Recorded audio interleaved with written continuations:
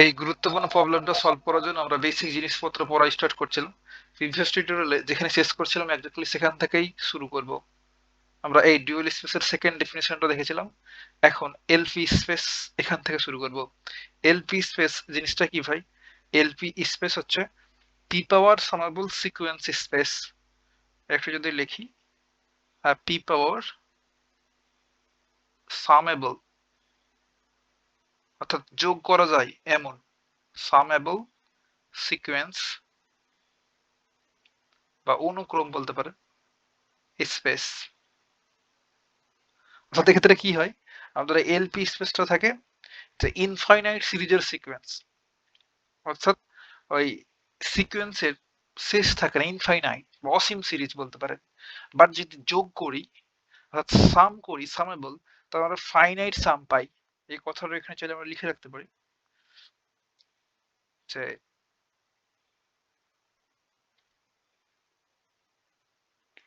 Infinite series অর্থাৎ অসীম series but finite সাম,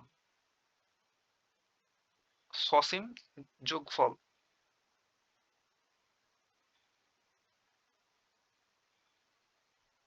আমরা এক্সাম্পলের মাধ্যমে এই কথাটার মিনিং দেখব। এখন যদি এলপি স্পেসের ডেফিনেশনটা লিখি, কিভাবে ডিফাইন করি এলপি স্পেসটাকে, এল সাবস্ক্রিপ্ট পি লেখা হয়, কিংবা আপনি চাইলে সুপারস্ক্রিপ্ট আকারে পি লিখতে পারেন, একই জিনিসকেই মিন করে। তাহলে এল পি স্পেসটা হচ্ছে আমরা সেট বিল্ডার মেথডের মাধ্যমে লিখি যে এক্স, অর্থাৎ এলপি স্পেসের অর্থাৎ এই সিকোয়েন্স, এলপি স্পেসকে একটা সিকোয়েন্স বলছে তাই না, সিকোয়েন্সের স্পেস। তাহলে সিকোয়েন্সটাকে এমন করে ডিফাইন করা হয় এক্স। তাহলে সিকোয়েন্সটাকে বললাম এক্স, সেটা ডিফাইন হয় এভাবে যে capital sigma k equals to 1 to infinite, then x subscript k, এটার অ্যাবসোলিউট ভ্যালু, দেন পাওয়ারটা হচ্ছে p। তাহলে এটা সাম করার পরে এটার ভ্যালু হবে লেস দেন ইনফিনিটি। এটা হচ্ছে আমাদের এলপি স্পেসের ডেফিনেশন। আর এই যেখানে এক্স আছে না, এক্স সিকোয়েন্সটা, এইটা হবে হয় রিয়েল নাম্বার অর কমপ্লেক্স। এটাই হচ্ছে আমাদের এলপি স্পেসের ডেফিনেশন। বাট এখানে যদি আমরা এক লাইন এটা লিখি, তাহলে নেস্টেড করি আর কি, এল সাবস্ক্রিপ্ট পি ইকুয়ালস টু, আমরা যদি এই সামেশনটা সিগমাটাকে ভেঙে দিই, তুলে দিই, তাহলে কি লিখতে পারবো, এই এক্স এর ভ্যালু একবার হবে 1 2 3 এমন করে ইনফিনিটি পর্যন্ত। তাহলে কি লিখতে পারবো, এক্স সাবস্ক্রিপ্ট 1 সুপারস্ক্রিপ্ট পি, অর্থাৎ পি পাওয়ার যেটা সামেশন সেটা প্লাস, দেন কে এর ভ্যালু 2 হইলো, দেন সুপারস্ক্রিপ্ট পি বা পাওয়ার পি, এক্স সাবস্ক্রিপ্ট 3 পাওয়ার পি, এমন করে চললো একেবারে ইনফিনিটি পর্যন্ত চলবে, যেহেতু এখানে ইনফিনিটি দেয়া, ইনফাইনাইট সিরিজ। দেন আমরা যদি যোগ করি, তাহলে এই সামটা হবে less than infinity. Most important ভাই, এটা হচ্ছে মূল কথা এই সিকোয়েন্সের, অবশ্যই লেস দেন ইনফিনিটি হবে। আপনি তো ব্যাপারটা ফিল করতে পারছেন। এখন ফিল করার জন্য একটা যদি এক্সাম্পল দিই, ধরেন একটা সিকোয়েন্স এইভাবে আছে, এক্স ইকুয়ালস টু একটা সিকোয়েন্স এমন যে 1, তারপরের এলিমেন্ট হচ্ছে 1/2, তারপর 1/3, ডট ডট চললো একেবারে ইনফাইনাইট সিরিজ, ইনফিনিটি পর্যন্ত, এর কোনো শেষ নেই। অর্থাৎ কে ইকুয়ালস টু 1 থেকে ইনফিনিটি পর্যন্ত চলবে। তাহলে এটাকে আমরা ইন জেনারেল লিখতে পারি ভাবে যে এক্স ইকুয়ালস টু হলো 1/n, এই সিকোয়েন্সটা, তাই না? হ্যাঁ। আর এই সিকোয়েন্সটা হচ্ছে ইনফাইনাইট সিরিজ। আর এটা যদি এই কন্ডিশনটাকে স্যাটিসফাই করে, ধরেন, আর এটাই তো আমাদের এই সিকোয়েন্সটা এর ভেতরে আছে, দেখেন এই এক্সটা এর ভেতরে আছে, তাহলে এক্সটাই তো আমাদের এলপি, তাই না? তাহলে এটাই মূলত আমাদের এল, এই সিকোয়েন্সটা। এখন এই পি এর ভ্যালু যদি আমরা 2 পুট করি এখানে, ধরেন আমরা নিলাম ওইটা পি ইকুয়ালস টু 2, তাহলে কি হবে? তাহলে আমরা এখানে লিখবো এল সাবস্ক্রিপ্ট 2, পি এর পোর্শনে 2 পুট করলাম, এটা তো আমাদের এক্সট্রা, তাই না? তাহলে এখন কি হবে, আরেক লাইন এখানে চাইলে ক্যালকুলেশন করা যায় নেস্টেড করে। আমরা পি লিখার পূর্বে একসাথে লিখে ফেলি, তাহলে আমরা এই যে দেখেন এই লাইনটার সাথে রিলেট করে এই x1, এইটা হচ্ছে আমাদের সরি 1 হচ্ছে আমাদের x1 এর ভ্যালু, এটার সাথে রিলেট করি। আর এই 1/2টা হচ্ছে x2, আর এটা হচ্ছে x3, চলতেই থাকলো। এখন আমরা p ইকুয়ালস টু যদি 2 পুট করি, তাহলে এখানে কি লিখতে পারবো, l সাবস্ক্রিপ্ট 2, দেন এইটা হবে 1/2, জাস্ট সিকোয়েন্সটা প্রথমে লিখলাম, দেন এইটার মতো করে সাজাচ্ছি, প্লাস 1/2 এইটার হোল স্কোয়ার, প্লাস 1/3 এইটার হোল স্কোয়ার, এমন করে চললো একেবারে ইনফিনিটি পর্যন্ত চলবে। তাহলে সবগুলো যদি যোগ করি ইনফাইনাইট পর্যন্ত, তাহলে আমাদের ভ্যালুটা সেটা একেবারে 2 এর কাছাকাছি হবে। এক্স্যাক্টলি 2 না, বাট 2 এর কাছাকাছি হবে। আপনি যদি ইনফিনিটি পর্যন্ত যোগ করে ফেলেন ভাই, যত যা আছে সব 2 এর কাছাকাছি ভ্যালু পাবেন। বুঝতে পারলাম? এই সিকোয়েন্সটা অ্যাড করলে, তাহলে এটাকে আমরা বলতে পারবো এলপি স্পেস। বুঝতে পারলাম? তাহলে L2 এটা হচ্ছে একটা এলপি স্পেস, কারণ এই ডেফিনেশনটাকে স্যাটিসফাই করলো। বাট ধরেন এমন একটা সিকোয়েন্স নিলাম যে L equals to on on on এমন করে এলিমেন্ট আছে একেবারে ইনফিনিটি পর্যন্ত। এখন এটা যদি আমরা এটা যদি সাম করি, তাহলে কি হবে 1 প্লাস ধরেন আমার পি এর ভ্যালু 2 নিয়েছি, তাহলে 1 স্কোয়ার, এখানে 1 স্কোয়ার, তারপর 1 স্কোয়ার প্লাস 1 স্কোয়ার। এখন ইনফিনিটি পর্যন্ত 1 স্কোয়ারকে যদি আমরা যোগ করি, তাহলে কি পাবো, ইনফিনিটি পেয়ে যাবো না? এটা ইকুয়ালস টু কত, ইনফিনিটি।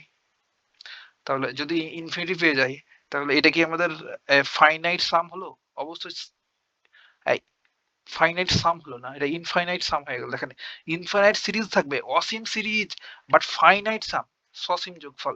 তাহলে আমরা ইনফিনিটি পর্যন্ত 1 কে যদি যোগ করি, তাহলে ইনফিনিটি পেয়ে যাব। তাহলে LP2 এটাকে যদি বলি একটা সিকোয়েন্স, তো এটা আমাদের এলপি স্পেস না, এই সিকোয়েন্সটা আমাদের এলপি স্পেস ফর্ম করছে না। বুঝতে পারলাম? বাট এটাই এলপি স্পেস হবে, কারণ এখন আমাদের সামটা ফাইনাইট। আমরা বলতে পারছি 2 এর কাছাকাছি ভ্যালুটা হবে, বাট এটা ইনফিনিটি চলে গেল। বুঝতে পারলাম? এটাই ছিল আমাদের এলপি স্পেস। এখন এই এলপি স্পেসটাকে ডিফাইন করার জন্য একটা নর্ম আছে, যেটাকে আমরা পি নর্ম বলি, সেটা লিখবো।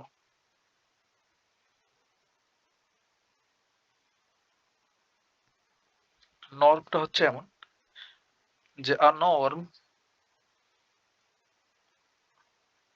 নর্ম কি জিনিস ভাই আপনি ইতিমধ্যে বোঝেন। অন এলপি বা LP space is define as,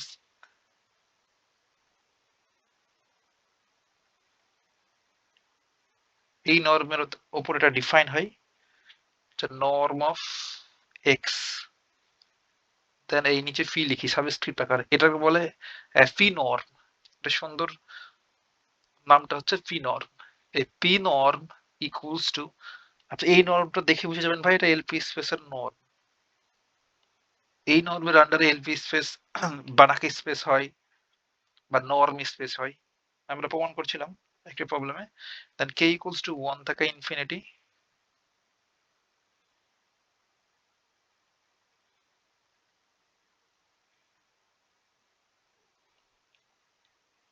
the absolute value of x subscript k, আর পাওয়ারটা হলো p, টোটালটা the whole power এটার হলো 1/p। এটাই হচ্ছে আমাদের পি নর্ম, মোস্ট ইম্পর্টেন্ট। এটা অনেক বেশি কাজে লাগবে প্রবলেম সলভ করার সময়। বুঝতে পারলাম? আর যেখানে এই এক্স এর ভ্যালু গুলো, আমি যদি কে এর ভ্যালু একবার যদি আমরা 1 নিই, আবার যদি 2 নিই, 3 নিই, এমন করে চলবে না। তো সেটাকে আমরা এক্স এর ট্রিপল বলতে পারি, এন্ড ইনফাইনাইট ট্রিপল। তাহলে x1 x2 ডট চললো এমন করে। এই সবগুলো আমাদের বিলংস টু এলপি স্পেসের ভেতরে থাকবে এই সিকোয়েন্স গুলা। এই যেটা একটা সিকোয়েন্স বলছিলাম না ভাই, যে x ইকুয়ালস টু এটা একটা সিকোয়েন্স, আর এটাকে x1 বললাম, তো এটা আমাদের এলপি স্পেস হলো। তাহলে এই x1 টা আমাদের বিলংস টু এলপি স্পেস। আর এইটার ধরেন x2 নামকরণ করলাম, এটা হচ্ছে x2। x2 টা আমাদের এই ডেফিনেশনটা স্যাটিসফাই করলো না, তো এটা আমাদের এলপি স্পেসের ভিতরে পড়বে না। তাহলে x2 এটারে বলবো x2 not belongs to LP space. বুঝতে পারলাম? এখন দেখবো আরো গুরুত্বপূর্ণ ডেফিনেশন, সেটা হোল্ডার ইনইকুয়ালিটি। এটা কাজে লাগবে আমাদের প্রবলেম সলভ করতে। হোল্ডার ইনইকুয়ালিটি জিনিসটা কি ভাই? এই এলপি স্পেস রিলেটেডই এই হোল্ডার ইনইকুয়ালিটি। আমরা যদি ধরে নিই যে ইফ এক্স ওয়াই এক্স আর Y be two elements of LP space কিংবা এলপিএন স্পেস বলতে পারেন, অর্থাৎ এন ট্রিপল যদি থাকে, এই যে এমন করে এলিমেন্ট গুলো এন ট্রিপল পর্যন্ত যদি নিই আমরা, এই মোস্ট ইম্পর্টেন্ট ভাই, যে আমরা এক্ষেত্রে বলছিলাম ইনফাইনাইট সিরিজ থাকবে, কে ইকুয়ালস টু 1 থেকে একবার ইনফিনিটি পর্যন্ত এই এক্স গুলা, বাট এগুলো যদি আপনি একটা নির্দিষ্ট ভ্যালু পর্যন্ত নেন, আপনি এন দ্বারা ডিফাইন করলেন যে এন সংখ্যক নেব, তখন এটাকে আমরা এলপিএন স্পেস বলতে পারি। এলপিএন স্পেস যে এন সংখ্যক, এন এর ভ্যালু আপনি ইচ্ছা মতো চুজ করেন। তাহলে দুইটা এলিমেন্ট নিলাম, একটা হচ্ছে এক্স একটা ওয়াই, বা সিকোয়েন্স বলতে পারেন, the element of LPN space,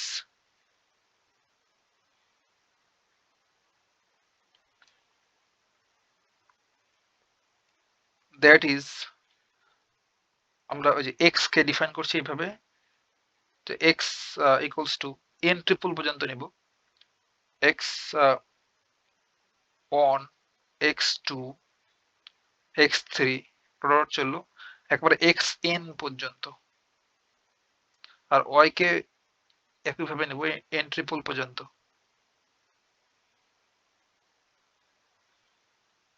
Y one, Y two, Y three dot চললো ওয়াই এন পর্যন্ত।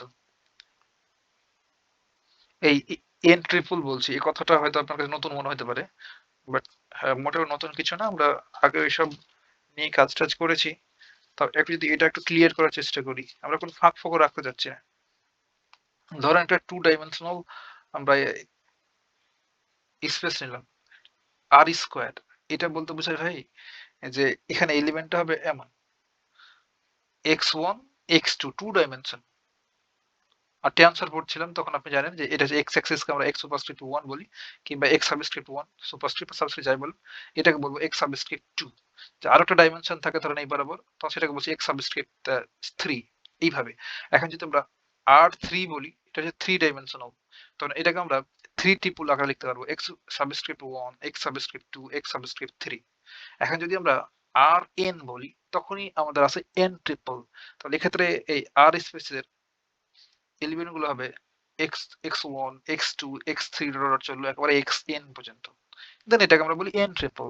হ্যাঁ, তাহলে এটা হচ্ছে টু ট্রিপল, দুইটা এলিমেন্ট, এটা থ্রি ট্রিপল বা তিনটা এলিমেন্ট হচ্ছে এন ট্রিপল। বুঝতে পারলাম? এগুলো দেখে মোটেই ভাই কারণ নাই ভাই, আর এগুলোকে আরো সুন্দর করে লেখা যায় চাইলে, একটু লিখেই দেখাই। ধরেন এমন যে আর স্কোয়ার, হ্যাঁ, এটা বলতে মিন করে ভাবে সেট বিল্ডার মেথডের মাধ্যমে আমরা লিখি সেটের পড়ালেখা, যেগুলো অর্ডার পেয়ার হবে এক্স আর ওয়াই এর, সাচ দ্যাট এক্স আর ওয়াই এই দুটো এলিমেন্টকে আমাদের এই আর সেটের ভিতরে থাকতে হবে, রিয়েল নাম্বারের সেটের ভিতরে। বুঝতে পারলাম? তাহলে আমরা এই টু ডাইমেনশনের জন্য যেটা করতে, থ্রি ডাইমেনশনের জন্য এটা লিখতে কি হবে, R three equals to x y z, order pair হবে এক্স ওয়াই জেড এর, such that x y z এগুলো সবগুলোই থাকতে হবে আর এর ভিতরে। তাহলে এন এর জন্য হলে এন পর্যন্ত লিখবেন, দেন সবগুলোই থাকবে আর এর ভিতরে। এখন যদি এমন করে বলি আপনাকে যে আর ফোর, এটা মানে কি ভাই? এটা মানে হচ্ছে যে চারটা থাকবে, X one, x two, x three, X four. বুঝতে পারলাম? তাহলে মাঝে মাঝে যদি এন ট্রিপল এসব বলি যেন ভয় না পান, তার জন্য এসব বললাম।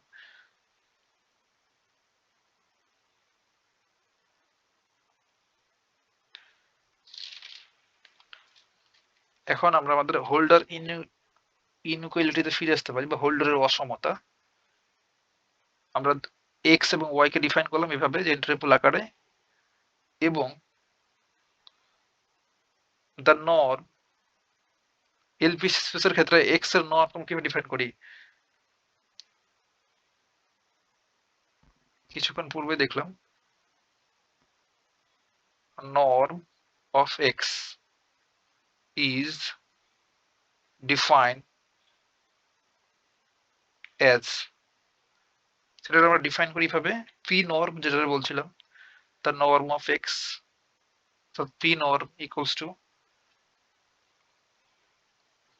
sigma I equals to 1 to একেবারে ইনফাইনাইট পর্যন্ত, দেন x সাবস্ক্রিপ্ট i, ওখানে p লিখছিলাম ভাই, এই যে এখানে লিখছিলাম সরি কে টু ইনফিনাইট বা ইনফিনিটি, আর এখানে i equals to 1 to infinity, i use করলাম সাবস্ক্রিপ্ট আকারে, তাছাড়া কিছুই না। দেন পাওয়ারটা এখানে পি এস এর পি নর্ম, সেটা পি দিলাম, বাট আপনি এখানে যদি অন্য কোনো আলফাবেট ইউজ করতেন সেটা এক্স্যাক্টলি এখানে দিতে হতো। দেন হোল টু দি পাওয়ার 1 আপন পি, এটাই পি নর্ম, এই নর্মের আন্ডারে থাকবে। দেন আমরা হোল্ডার ইনইকুয়ালিটি লিখতে পারবো, দেন holder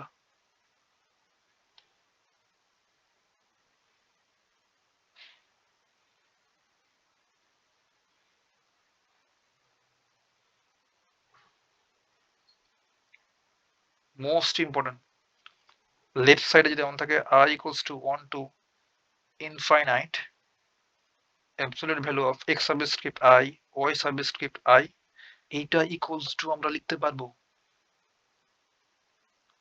less than or equal summation I equals to 1 to n, যেহেতু n ট্রিপল নিয়েছি এখানে n ট্রিপল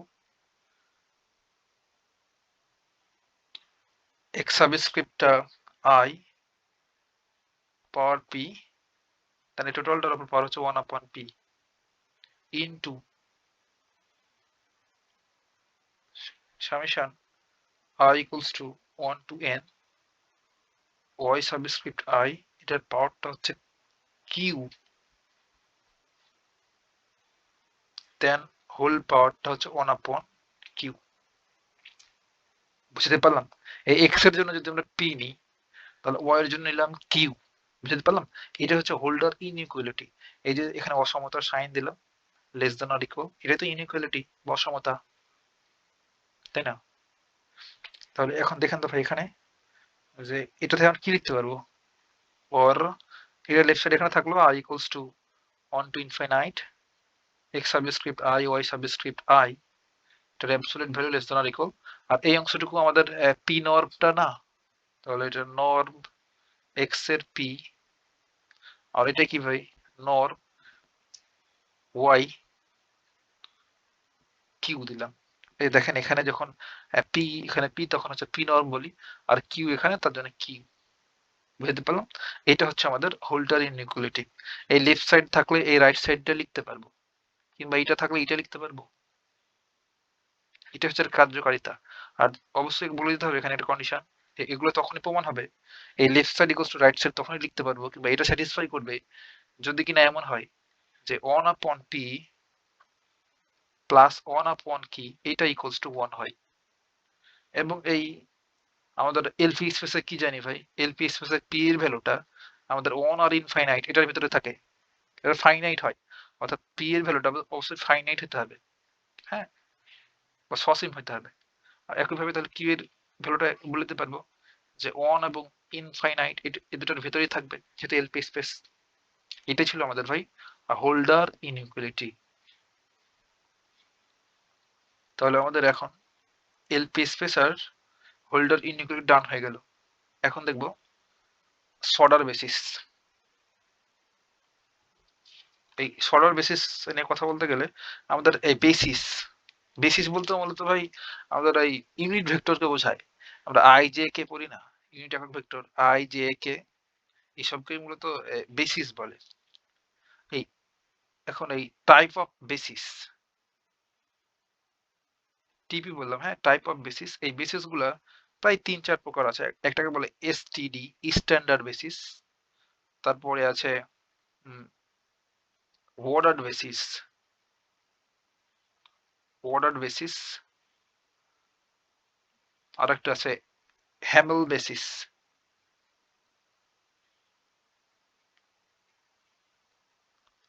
লাস্ট ওয়ানটা হচ্ছে সর্ডার বেসিস, যেটা আমাদের লাগবে প্রবলেম সলভ করতে, আর যেটা এখন আমরা পড়বো সর্ডার বেসিস। তো প্রথম আমরা এই স্ট্যান্ডার্ড বেসিসটা নিয়ে কথাবার্তা বলি। এই স্ট্যান্ডার্ড বেসিস, অর্ডার বেসিস মূলত একই জিনিসকে মিন করে। দেন এই হ্যামেল বেসিসটা হয় ফাইনাইট ফাইনাইট সংখ্যার জন্য, অর্থাৎ সসীম সংখ্যার জন্য। আর সেটাকে যদি আমরা ইনফাইনাইট করে দিই বেসিসের সিকোয়েন্সটাকে, তখন সেটা হয়ে যায় শর্টার বেসিস। আমরা দেখি এখানে, তাহলে ব্যাপারটা আর ফিল করতে পারবো।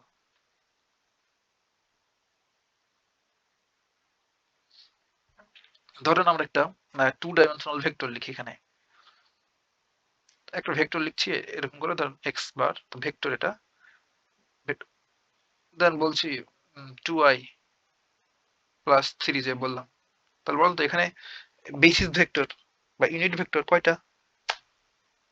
দুইটা না? একটা হচ্ছে আই, একটা হচ্ছে জে, এই দুটো হচ্ছে ইউনিট ভেক্টর। আর এই ইউনিট ভেক্টরের সেটটাকেই বা সিকোয়েন্সটাকেই আমরা মূলত বেসিস বলি। তাহলে আমরা এখানে দুইটা বেসিস আছে, একটা হচ্ছে আই, একটা হচ্ছে জে। তো এই আই কে আমরা লিখি এভাবে যে ই1, এটা হচ্ছে একটা basis, equals to order pair আকারে লিখি। এই যে অর্ডার আকারে স্ট্যান্ডার্ড সেটাকে মিন করে যে 1,0। বুঝতে পারলাম? ধর এটাকে একটা ফাংশন আকারে ট্রিট করলাম এই জিনিসটাকে, যে F of x equals two 2i plus 3j বলছি, ধরেন বললাম। এখন এই এই বেসিস ভেক্টর গুলোকে আমরা ই দ্বারা ডিনোট করছি, এই বেসিস ভেক্টর গুলোই হচ্ছে ই। তাহলে আমরা আমরা যদি এখানে এই যে এফ অফ এক্স এর এই পোর্শনে এক্স এর জায়গাতে আমরা ই1 পুট করি, তাহলে কি পাবো? ই1 মানে হচ্ছে 10। তাহলে এটা হচ্ছে আমাদের এক্স এর ভ্যালু, এটা হচ্ছে ওয়াই এর ভ্যালু। তাহলে এটা মানে এক্স না, এটা মানে তো এক্স। কিংবা আমরা এই 2 এর পরিবর্তে এক্স লিখলে এটা আরো ভালো দেখাতো। তো এই কম্পোনেন্ট গুলো না লিখে জাস্ট এক্স ওয়াই লিখে রাখি। তাহলে এটা হচ্ছে আমাদের এক্স, এটা হচ্ছে Y, X I plus Y J. তাহলে ই1 মানে কি? হচ্ছে 10। তাহলে আমরা যদি এই এক্স এর পোর্শনে 1 পুট করি আর ওয়াই এর পোর্শনে 0, তাহলে কি পাবো? F of E1 equals to পাইলাম এক্স আই, তাই না? আর এই 0 বসালে এটা টোটাল 0 হয়ে গেল। তাহলে এখানে আরেকটা বেসিস আছে যে, সেই বেসিসটাকে ডিনোট করে এভাবে ই সাবস্ক্রিপ্ট 2। এটা লিখতে পারবো প্রথমটা 0, তারপর হচ্ছে 1। তাহলে একইভাবে যদি এই ফাংশনে আমরা ই সাবস্ক্রিপ্ট 2 পুট করি, তাহলে কি হবে? কি পাবো? 3j পাবো না? যদি এক্স এর ভ্যালু এখানে 0 পুট করি, তাহলে 0, তাহলে 3j পাবো। এখন যদি এই এফ অফ ই1 এটা প্লাস এফ অফ ই2 এটার যোগ করি, তাহলে কি পাবো? এটা হচ্ছে আমাদের এক্স আই ক্যাপ ভেক্টর যেহেতু, প্লাস 3j ক্যাপ। তো কি হইলো ভাই? তাহলে আমরা এই বেসিস গুলোর সাথে ই1 একটা বেসিস, ই2 একটা বেসিস, এগুলোর সাথে যখন আমরা এই কম্পোনেন্ট গুলা এক্স আর ওয়াই কে গুণ করে দিলাম, দেখেন এখানে গুণ করা আছে না, তখন আমরা মূল ভেক্টরটাকে পেয়ে যাচ্ছি। বুঝতে পারলাম? আমি জাস্ট এখানে 2 ডাইমেনশনাল ভেক্টর, অর্থাৎ বললাম আপনি 3D তো কেমন করে দেখতে পারেন। হ্যাঁ, চলে 3D তো একটু দেখাতে পারি যেহেতু লাগবে। তাহলে আমরা বলতে পারলাম ভাই যে এখানে যে লিনিয়ার কম্বিনেশন আমরা সাজাতে পারি, এটা বলে লিনিয়ার কম্বিনেশন। তাহলে এই এক্স ভেক্টর যেটা পাইলাম, এটা আমরা লিখতে পারবি এভাবে যে এক্স, এটা যদি এক্স ওয়ান, ধর এটা এক্স আর ওয়াই বলছিলাম, তো সিম্পলি আমরা লিখতে পারি X E plus Y E. এরপরে যদি থাকে কিছু, তাহলে লিখবো যে ই3 জেড, 3 ডাইমেনশনাল হলে জেড ই3। তারপরে কিছু থাকলে আরো লিখতে থাকবেন, এমন করে চললো, তাই না? বাট হ্যাঁ, দুটো লিখেছি যে দুটো লিখি। তাহলে এই যে দেখেন, এটাকে বলি লিনিয়ার কম্বিনেশন আকারে সাজানো। বুঝতে পারলাম? 3 ডাইমেনশনালের জন্য আপনি একটা দেখাই, তাহলে একটু ক্লিয়ার হবে ব্যাপারটা। আর যদি আমরা একটা ভেক্টর লিখি, এক্স একটা vector equals to 3i cap plus 4 J cap plus 5 K cap. তাহলে আমরা জানি প্রতিটা আহ, আমরা ভেক্টরকে অর্ডার পেয়ার আকারে লিখতে পারি, তো এটা আমরা লিখতে পারি x equals two just component গুলো 3 4 5। তাহলে এটার জন্য আমরা স্ট্যান্ডার্ড বেসিসে লিখতে পারবো ই1 E1 মানে কি ভাই? শুধুমাত্র আমাদের i এর ভ্যালু থাকবে, এটা i, আর বাকি সব কি হবে? 0। তাহলে E2 মানে কি? এবার j এর ভ্যালু থাকবে আর বাকি সব 0। এটা 3 ডাইমেনশনাল না, i j k 3টা বেসিস। এটা হচ্ছে একটা E1, এটা E2, এটা E3। E3 টা কি হবে? প্রথম দুটো 0, i R j, then k টা হবে 1। এখন এই ফাংশনে যদি পুট করি, এটাকে ফাংশন চিন্তা করে, দেন যদি আমরা লিনিয়ার কম্বিনেশন করি, তাহলে x এই ভেক্টরটা পেয়ে যাব এমন করে। আমরা ধরেন এই যে i j k না বলে সবগুলোকে x চিন্তা করছি, তাহলে এমন করে লিনিয়ার কম্বিনেশন সাজাতে পারি। xi e1, sorry x1 e1 plus x2 e2, সবগুলোকে x চিন্তা করছি। তারপরে বলছি x3 e3, ধরেন এটাকে আমরা এই প্রতিটা ভ্যালুকে x চিন্তা করছি, x সবগুলো x, xy না লিখে। তারপরে যদি যদি থাকে তাহলে এমন করে অ্যাড করতে থাকবো। আমরা 3D বলছি, যদি আরো ডাইমেনশন থাকে এইদিকে ডট ডট এইদিকে চললো, তাই না? তাহলে সবগুলোকে আমরা লিনিয়ার কম্বিনেশন আকারে লিখতে পারবো। তো এটা কি এমন করে সামেশন আকারে লিখতে পারি না, সিগমা ইউজ করে, যে এটাকে আই যদি বলি, কিংবা কে, কে ইকুয়ালস টু 1 টু 3 পর্যন্ত যাবে, দেন x subscript k, e subscript কে বলতে পারি না, জাস্ট এই সিগমার মাধ্যমে লিখলাম এই অংশটুকুকে, পারি, তাই না? তাহলে এখন আমরা এইসব যদি বুঝে থাকি, তাহলে এই শর্টার বেসিসটা বুঝে যাব। শর্টার বেসিসে কি বলছে, যদি এক্স একটা ভেক্টর স্পেস হয়, এক্স এটা হচ্ছে আমাদের ভিএস লিখলাম, ভেক্টর স্পেস। ভেক্টর স্পেস মানে কি ভাই? এই প্রপার্টিগুলোকে স্যাটিসফাই করে। আর প্রথম ডিসকাস করেছিলাম, for all small x belongs to x, এই যে ভেক্টরগুলো লিখছি, এই ভেক্টরগুলো সব এই ভেক্টর স্পেসের মধ্যে আছে। দেন দেয়ার এক্সিস্ট, আমরা সেখানে পাবো একটা সিকোয়েন্স ই সাবস্ক্রিপ্ট এন, এটা একটা সিকোয়েন্স বা অনুক্রম।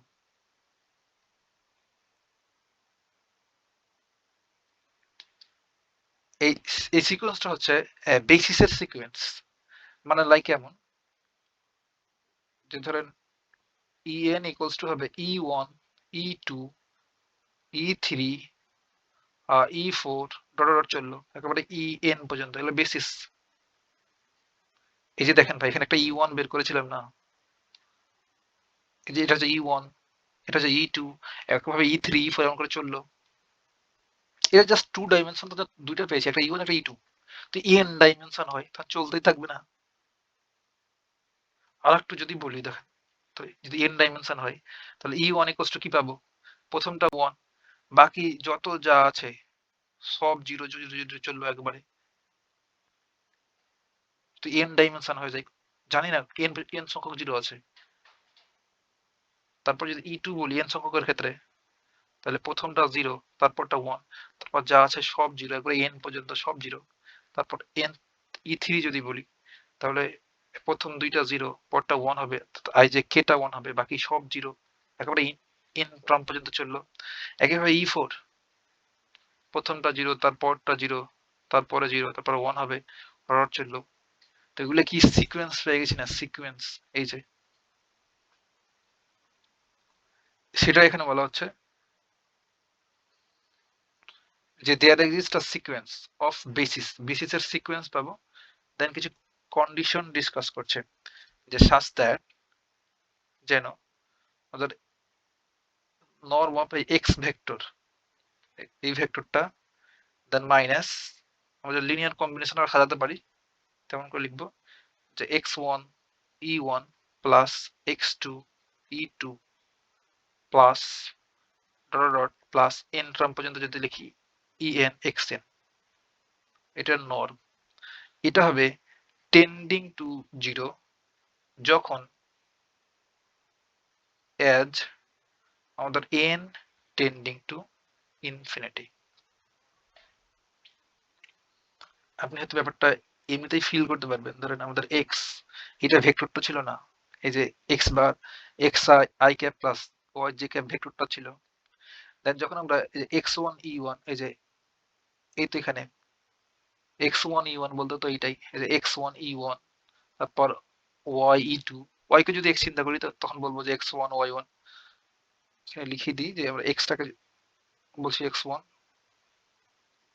y কেও x চিন্তা করছি, তখন এটাকে লিখবো x1, এটা বলবো x2, তাই না?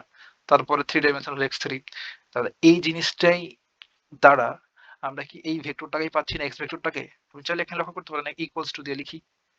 তাহলে x1 এর ভ্যালু কত? x1 তো xc, x1 মানে হচ্ছে x কে চিন্তা করছি, আর এই যে x2 মানে হচ্ছে y টাকে, আর e1 মানে কত? যে 10, মানে আমরা এই ফাংশনে বসানোর পর xi পেয়েছি। তাহলে xi cap plus yj cap, এই যে এখানে পেলাম, এখানে ভ্যালু দিচ্ছিলাম বাট এখানে আমার পরে আবার y করলাম। তাহলে আমি বলতে চাচ্ছি যে যখন আমরা লিনিয়ার কম্বিনেশন আকারে সাজালাম তখন তো এই আগের ভেক্টরটাকেই পেয়ে গেলাম, তাই না? তাহলে এই আগের ভেক্টর থেকে আগের ভেক্টর, এই যে লিনিয়ার কম্বিনেশন আগের ভেক্টরটাই পেয়ে গেলাম। এই দুটো ভেক্টর যদি আমরা মাইনাস করি, নর্ম বের করা মানে এই দুটো ভেক্টরের মধ্যে ডিস্টেন্স বের করা, তাহলে কি হবে ভাই? দুটো সেম জিনিস না? তাহলে এটাও তো এক্স হয়ে যাবে, এটাও তো এক্স হয়ে যাবে। তাহলে এক্স থেকে এক্স বাদ দিলে নর্ম করলে তো টেন্ডিং টু জিরো হয়ে যাবে যখন n টেন্ডেন্স টু ইনফাইনাইট। বুঝতে পারলাম? কারণ ছটার বেসিসে যে কোনো ভেক্টরকে আমরা ইনফাইনাইট লিনিয়ার কম্বিনেশন দিয়ে লিখতে পারবো আর কি, সেটাই বলছে।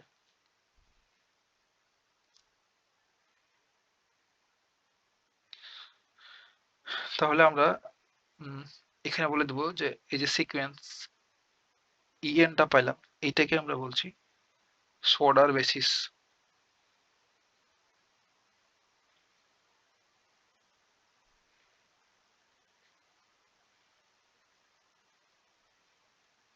আর তাহলে এসএন, এটা সামটাকে লিখছিলাম না এখানে? এসএন বলতে এই যে এই টোটাল ভেক্টরটাকে বলছি পরে যোগ করার পর, এই যে এখানে নিচে দেখায়, এই যে কম্বিনেশন আকারে লিখছিলাম এখানে, দেন এই সামেশন নিলাম সিগমা, এইটা সেটা এখন লিখবো এখানে যে এসএন ইকুয়ালস টু, বা সামটা আমরা লিখতে পারবো সামেশন কে ইকুয়ালস টু 1 থেকে যদি এন টার্ম পর্যন্ত থাকে তো এন, তাহলে x subscript k e subscript কে, তো লিনিয়ার কম্বিনেশন। এটা টেন্ডিং টু জিরো, সরি, এটা টেন্ডিং টু এক্স হবে।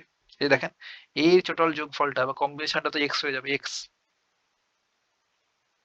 টেন্ডিং টু এক্স হবে যখন কিনা এন টেন্ডিং টু ইনফিনিটি হবে, যেহেতু ইনফাইনাইট থাকবে এগুলো। ফাইনাইট না, আমরা জাস্ট 2D আর 3D নিয়ে কথাবার্তা বলছিলাম, বাট এখানে কত ডাইমেনশন থাকবে ঠিক নাই, ইনফাইনাইট পর্যন্ত। তখন আমরা এই সামটা equals to 1 to infinite x subscript k e subscript k, এটা প্রায় এটা সর্বসম হয়ে যাবে বা ইকুইভ্যালেন্স টু এক্স ভেক্টরের মতো পেয়ে যাবো ইনফাইনাইট হলে। অসীম থাকলে তো আর ডাইরেক্ট আমরা এক্স বলতে পারবো না, এক্স এর কাছাকাছি পেয়ে যাবো। এটা ছিল শর্টার বেসিস। এতক্ষণ যা বকাবকি করলাম ভাই, কিছু না বুঝলে আপনি যদি এতটুকুই বুঝেন যে এই বেসিস ভেক্টর E1 E2 এগুলোর সাথে মানে কম্পোনেন্ট x1 x2 x3 এমন করে চললো, এগুলো যদি লিনিয়ার কম্বিনেশন করি তাহলে আগে ওই ভেক্টরটাকেই ফিরে পাই। বুঝতে পারলাম? এতটুকু বুঝলেই হলো। এটাই আমরা অ্যাপ্লাই করবো প্রবলেম সলভ করার সময়। তাহলে আমাদের ছড়ার বেসিস এটা শেখা শেষ। এখন কি বাকি আছে? Isometric isomorphism.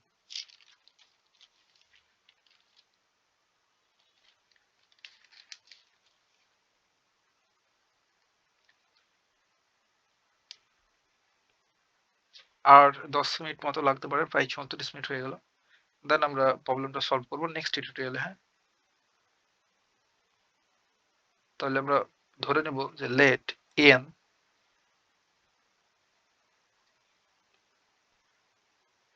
and m be norm space. N আর এম হচ্ছে নর্ম স্পেস, আর নর্ম স্পেস তো আপনি চিনেন। দেন এ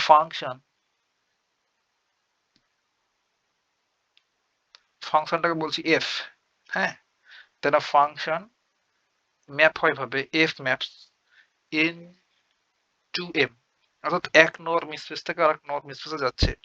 দেন each said to be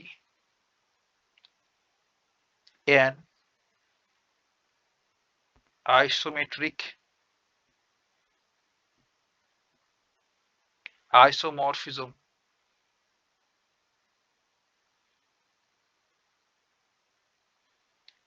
if যদি আমাদেরকে তিনটা কন্ডিশন স্যাটিসফাই করতে হবে। ফার্স্ট ওয়ানটা হচ্ছে এই যে ফাংশন এফ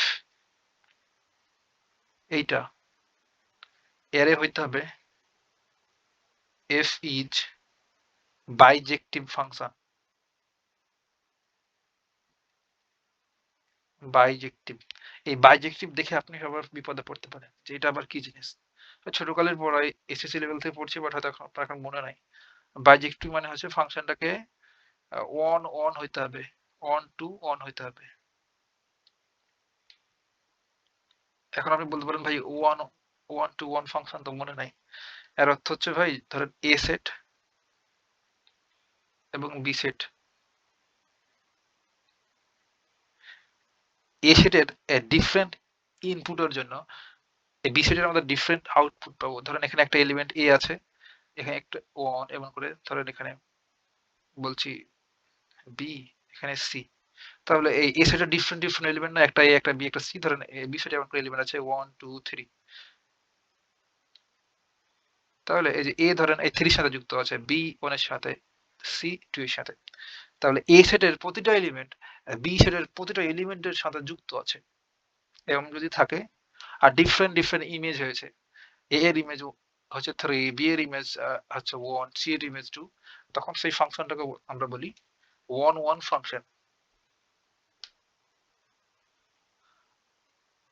এখন আরেকটা ফাংশন শিখতে হবে, সেটা হচ্ছে one to function. One to, one to কখন হয়? এ আর বি, আমরা এটাকে ডোমেন বলি, এটাকে বলি কোডোমেন, সিডি বললাম, কোডোমেন, তাই না? এখন ধরেন এখানে আমাদের কোডোমেন সেটে এক্স ওয়াই জেড তিনটা এলিমেন্ট আছে, আর এই সেটে ধরেন ওয়ান টু থ্রি বললাম, কিংবা এবিসি, যা কিছু বলা যায়, এবিসি তিনটা এলিমেন্ট। এখন এই বি সেটের যতগুলো এলিমেন্ট থাকবে, বি সেটের এই যতগুলো এলিমেন্ট থাকবে, এখানে ধরেন আরো একটা এলিমেন্ট আছে জেড বললাম, এক্স ওয়াই জেড, আর একটা এলিমেন্ট বললাম ধরেন পি বললাম। তাহলে বি সেটের যতগুলো এলিমেন্ট আছে সবার যদি প্রি ইমেজ থাকে, আমরা ধরেন এ সেটের এর এলিমেন্ট, এ এলিমেন্টের ইমেজ বলি ওয়ান কে, তাই না? বি এর ইমেজ হচ্ছে, সরি, এখানে যেহেতু এই এ কে থ্রির সাথে দিয়েছি, তাহলে বলবো এ এর ইমেজ হচ্ছে থ্রি, তাহলে বি এর ইমেজ হচ্ছে ওয়ান, সি এর ইমেজ টু। তাহলে আমরা কি বলতে পারবো, এক্স এর প্রি ইমেজ হচ্ছে যার সাথে যুক্ত থাকবে এটা, ধরেন এই এ এর সাথে যুক্ত আছে, তো এক্স এর প্রি ইমেজ হচ্ছে এ।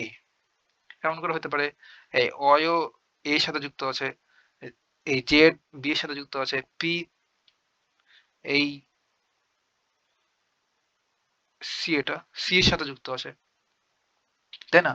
যদি এমন হয় যে কোডোমেন সেটের প্রতিটা এলিমেন্ট, কোডোমেন সেটের প্রতিটা এলিমেন্ট যদি কোনো একটা এলিমেন্টের সাথে যুক্ত থাকে, অর্থাৎ কোডোমেন সেটের প্রতিটা এলিমেন্টের প্রি ইমেজ থাকে, তাহলে সেই ফাংশনটাকে আমরা বলি one to function.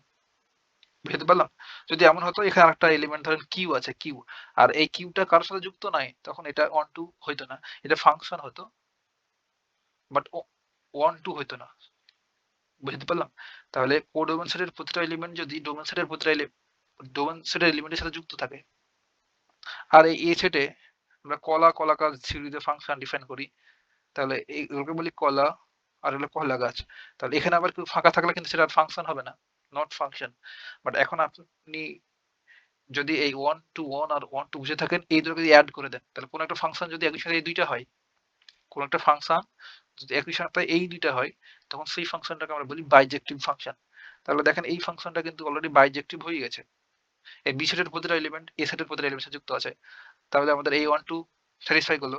R one to one মানে হচ্ছে প্রতিটা এ সেটের এলিমেন্টের জন্য ইউনিক এলিমেন্ট, ইউনিক ইমেজ আছে, এ এর ইমেজ 3, বি এর ইমেজ 1, সি এর ইমেজ 2, তাহলে এই ফাংশনটাকে আমরা বলতে পারবো বাইজেক্টিভ ফাংশন। তাহলে এফ যদি বাইজেক্টিভ হয়, ফার্স্ট কন্ডিশন, দেন সেকেন্ড কন্ডিশনটা হচ্ছে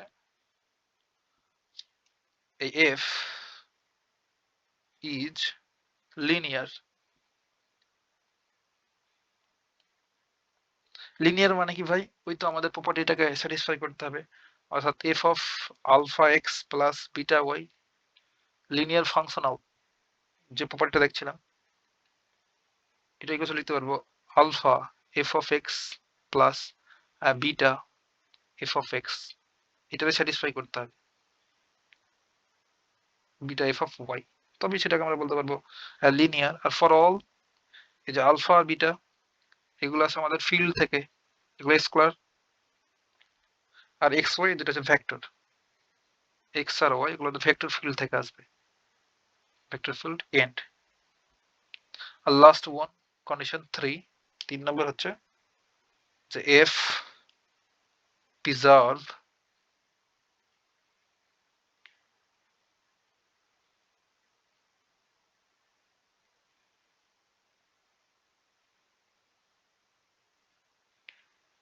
এফ প্রিজার্ভ নর্ম,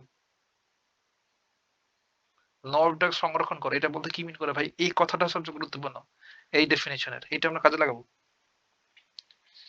যে norm of F of x function, F of x ফাংশনের নর্ম যা হবে, আমাদের যে ভেক্টরটা থাকবে সেটার নর্ম যদি বের করি তাহলে এই দুটো সেম হবে, সেম, অর্থাৎ norm of F of x equals two norm of x, এইটা কিন্তু এক্স, এমন যদি হয় তখন সেটাকে আমরা বলবো নর্মটা প্রিজার্ভ হচ্ছে।